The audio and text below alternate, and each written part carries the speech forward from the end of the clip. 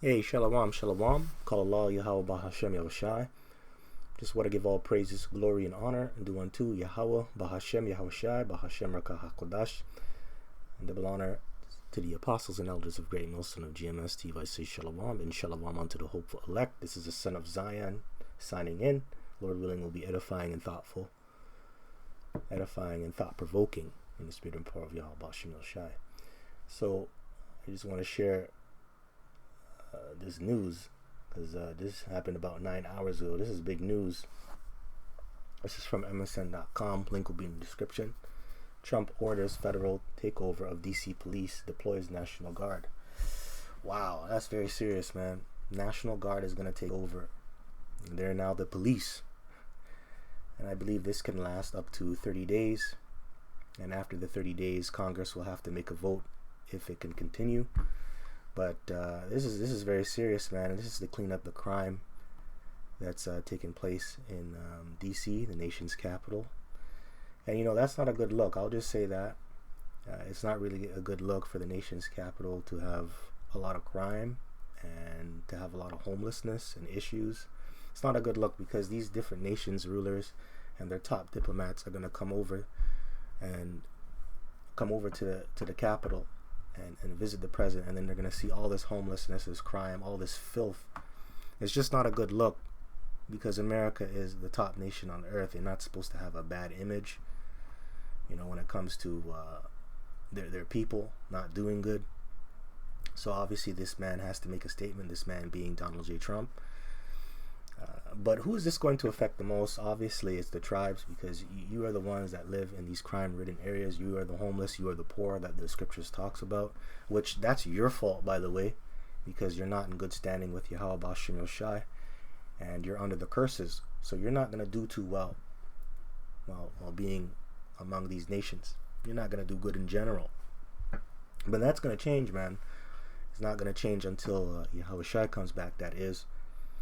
But it is what it is. This is going to affect you tribes, man. You tribes.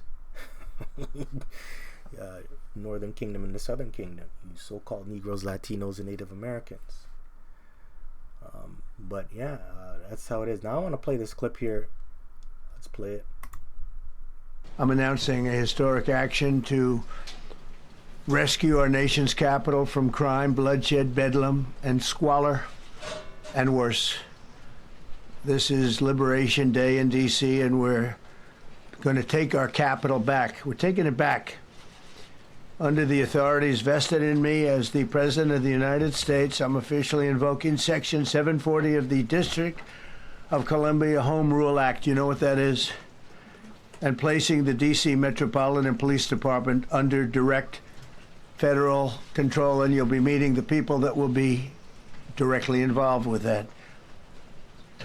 Very good people, but they're tough, and they know what's happening, and they've done it before.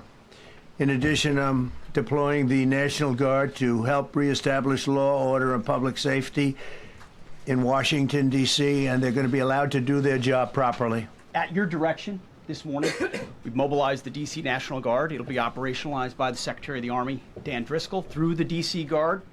You will see them flowing into the streets of Washington in the coming week. At your direction as well, sir, there are other units we are prepared to bring in. Other National Guard units, other specialized units. They will be strong, they will be tough, and they will stand with their law enforcement partners. We will work alongside all D.C. police and federal law enforcement to ensure this city is safe, this city is beautiful. And as I always say about President Trump to the troops, he has their back. And my message to the National Guard and federal law enforcement in Washington is, we have your back as well. There you go. Yeah, man. So I want to start off with this precept. This is Isaiah chapter 10, verse 1. Woe unto them that decree unrighteous decrees, and that write grievousness which they have prescribed. And now you're making the military take over, and you know, this is grievousness. And what is this going to bring forth? You know. This guy, you know, he came like a lamb, but he's really speaking like a dragon. This isn't going to bring forth any righteousness. This is not going to solve the core issues, right? It's just going to oppress more people. This isn't going to solve anything, man. Verse 2, it says, to turn aside the needy from judgment and to take away the right from the poor of my people.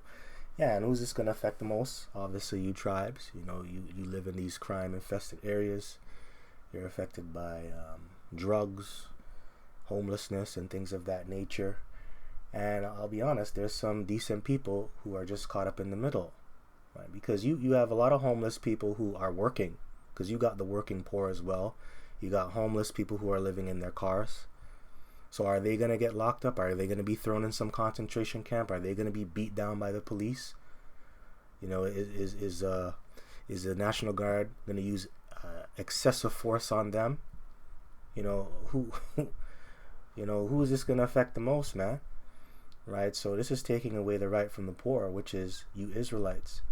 You Israelites, you're in those circumstances that I just spoke of. So it says that widows may be their prey, and that they may rob the fatherless. Yeah, you are the fatherless. You know, that's twofold. Spiritually and even physically, going into your biological fathers, but your spiritual father, the father of spirits, which is Yahweh. Right? And, you know, they're going to rob the fatherless, man. What's going on? Taking away your rights, taking away your humanity. Anyways, man, it says... Actually, that's all I want from here. Let me get another one. This is Jeremiah chapter 30, verse 7. Alas, for that day is great, so that none is like it. It is even the time of Jacob's trouble, but he shall be saved out of it. You know, we're in the midst of Jacob's trouble. And this is a sign that Jacob's trouble is right around the corner. You got to replace the police with the National Guard, man, which is the military, just to fight crime. Because, hey, during that time of Jacob's trouble, man, the military is going to be out there fucking Jacob. Beating Jacob. There's a lot of things that are going to happen during the time of Jacob's trouble, man. Martial law, civil unrest, race wars, and things of that nature, plagues. That's all a part of Jacob's trouble. And Jacob, yes, Jacob is going to be saved out of it, but that's talking about the elect. Man, you 2/3, man, you're going to get judged. A lot of you are going to die during that time. But this is just a sign that we are in the midst of Jacob's trouble. It's right around the corner. Alright, that's all I want from there. Let's get this one. This is 2nd Ezra chapter 15, verse 15. For the sword and their destruction draweth nigh. What is the sword? The modern day gun. All these weapons. Who are they being used by? The police, the military, you everyday citizens, right? Especially you Americans. You Americans, it's a part of your culture to bear arms, right? A right to bear arms. A lot of you got pistols, assault rifles, and things of that nature. And you people are going to kill each other, man. A lot of you regular citizens are going to go up against the cops and the established authority that's out there, right? And one people shall stand up and fight against another, and swords in their hands. So this is specifically talking about race wars, civil unrest, and things of that nature, right? Verse 16, for there shall be sedition among men. Yeah, that ties into anarchy, lawlessness. You people going up against your politicians, your law enforcement, the military, and invading one another. They shall not regard their kings nor princes. Yeah, you don't care about the law. You don't care about what Donald J. Trump says. You don't care about your mayors. You don't care about your police officers, your civil servants. You don't care. And the course of their action shall stand in their power. Yep. So they're going to take matters into their own hands. And that means they're going to pick up a gun and do what they got to do. So that's all coming to America, man. And that's during the time of Jacob's trouble. Yeah. And when this happens, America is pretty much done. It's fallen. Verse 17, a man shall desire to go into a city and shall not be able. Yeah, because you're going to have martial law, and then also you're going to have these cities, man, they're going to have garrisons, checkpoints, man. Where's your papers? Where's your credentials? Oh, you're not getting in. If you try to go in, you're going to be shot on sight. Or you're going to have certain warlords or gang leaders controlling a city.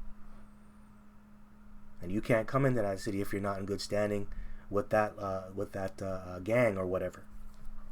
Verse 18, for because of their pride, the city shall be troubled, the houses shall be destroyed, and men shall be afraid.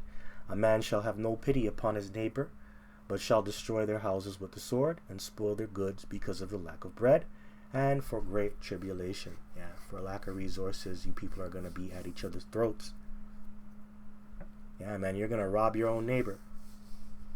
Probably for some sugar, for some bread, for some food, for some water, or his woman, or his daughter. Or, you know, these people out here, they're into that LGBT lifestyle, right? They might try to sleep with another man. Hey, you have gay gangs out here too. Taking another man's booty, yo, that's messed up. You know, that sounds sick, sounds vulgar, but it's the truth. All right, so that's all I want from here. This is the next one. This is Revelation chapter 13, verse 11.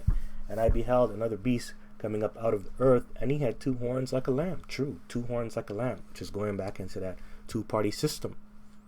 And if it's a lamb, it means it's soft-spoken, docile, weak, and very friendly.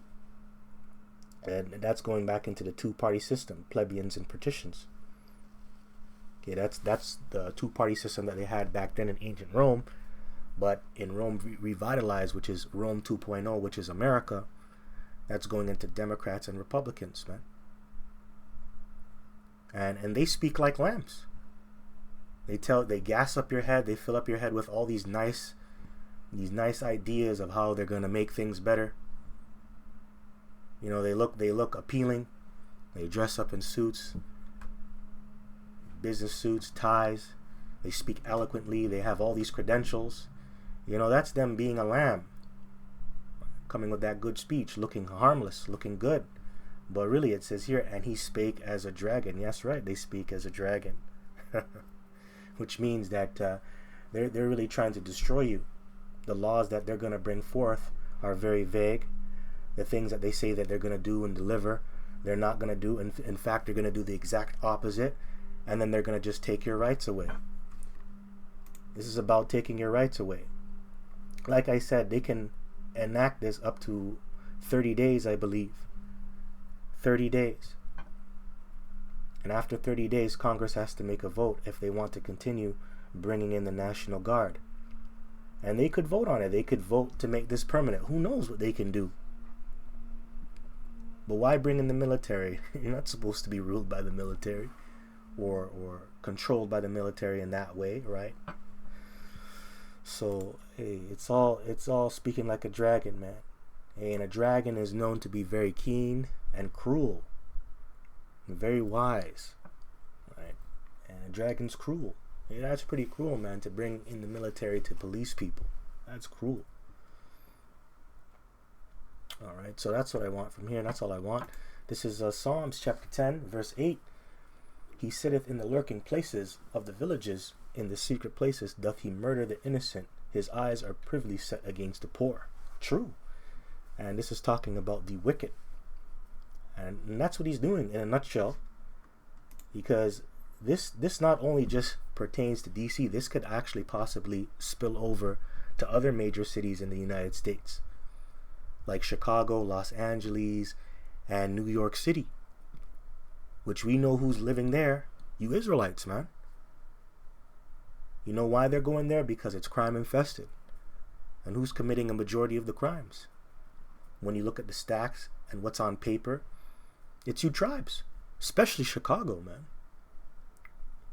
So he's looking to destroy you Jakes, man. And rightfully so, man. A lot of you Jakes over there ain't right, man. Like I say, a majority of you Israelites, you ain't right. 2/3, man. You gotta go. You're a fucking problem, man. I can't stand 2/3. I can't stand Jakes. People may think, you know, I just don't like black people. No, I don't hate black people. I just don't like black people that are not in their right mind. I don't. You know, man, like the Saturday that just passed, you know, this one Jake, I knew he was young though, so I'll give him a pass. He was young. But he came up to me and asked me for water because he saw my canister on the floor, right? So he wanted me to give him a shot of water. I'm just looking at this guy like, this guy has no manners, bro. No fucking manners. But he don't know better. You know, he's not trained by his parents. And then when I told him, yeah, I do have the water, but it's the word, he didn't want to listen. This man rolled his eyes at me. And that's you Jakes, man. You don't wanna You don't want to listen to correction. You don't want to get right. And that's why you're going to die out here, man. A lot of you jakes ain't right, man. A lot of you jakes need death, man. And that's why the scripture says, in that day, my people will be willing in the day of my power. Roughly paraphrasing. Jake just needs to get fucked up.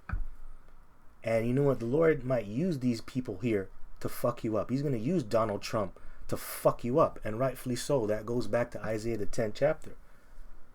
Or was Syrian the rod of my anger? He is the whipping stick of Yahweh Ba'ashem Yahushai. Okay? He's going to fuck you jakes up. A lot of you jakes, man, you're going to get fucked up. Okay? That includes the northern kingdom and the southern kingdom. You're going to get fucking judged out here in these last days, man. And that's all set up by Yahweh Ba'ashem Yahushai, and rightfully so, because you ain't right. You ain't right. So it says, Psalms chapter 10, verse 8, He sitteth in the lurking places of the villages, in the secret places doth he murder the innocent. His eyes are privily set against the poor. Yeah, and you are the poor. And you know, let's be real. Nobody likes poor people, because when you go around poor people can't do shit, man. Poor people have a fucking negative way of thinking. You know, they're narrow-minded. They don't want to change. They don't want to get out of their comfort zone. You know, so nobody really likes poor people. But that doesn't mean all poor people are wicked. I'm just saying. But right now, Jake, you are the poor, and nobody likes you. Nobody likes you. Verse 9, He lieth in wait secretly, as a lion in his den. He lieth in wait to catch the poor. Yeah, and how is he catching the poor, man? Yeah, he's using the military, the police, and he's using legislation, his laws, to put you in a trap. He lieth in wait to catch the poor. He doth catch the poor when he draweth him into his net. Yeah, his net. You know, the law is against you, and that now puts you in the system, which is the net. Hey, and that's why they're going to places like Chicago, man. Because Chicago is the home of the Chicago Bulls. And the scriptures talks about how the young men of our nation, they're like bulls caught in a net. That's all spiritual. Like I said, this could actually spill over into other major cities. Places like Chicago, man. So that net is really going into the pit, which is the system. And that's to keep you down. That's actually to destroy you. And you know what? Our people, they're not educated. You know, their mind doesn't know how to doesn't know how to comprehend how you're supposed to navigate and move in this wicked world. And it doesn't matter if you train them up to be a doctor, if you teach them medicine, if you teach them the law, they're just not thinking. They just can't comprehend on how to move, man. They don't understand how to put on that Clark Kent and just play the game. Man, just go watch police activity, man. Go on that channel. A lot of you jakes don't understand things, man. And that starts at home. Your parents are not teaching you anything. Come on, man. But like I said, this is all temporal. It's going to change when the Lord comes back. Because Yahushua is the solution. And he's going to get us out of the worst case scenario.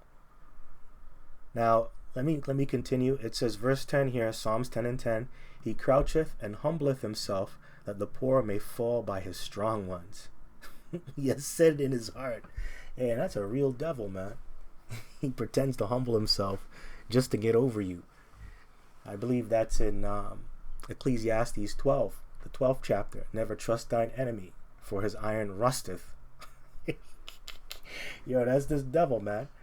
That's this devil. That the poor may fall by his strong ones. He has said in his heart, the Most High hath forgotten. He hideth his faith. He will never see it. That's right. So, yeah, he thinks the Lord is not with you. And that's why he's doing all this stuff to you. It's like, the Lord ain't with these people. Yeah, you know, they go back to the children of Israel. But right now, I don't think the Lord is going to do anything. It's all good. We can fuck them up.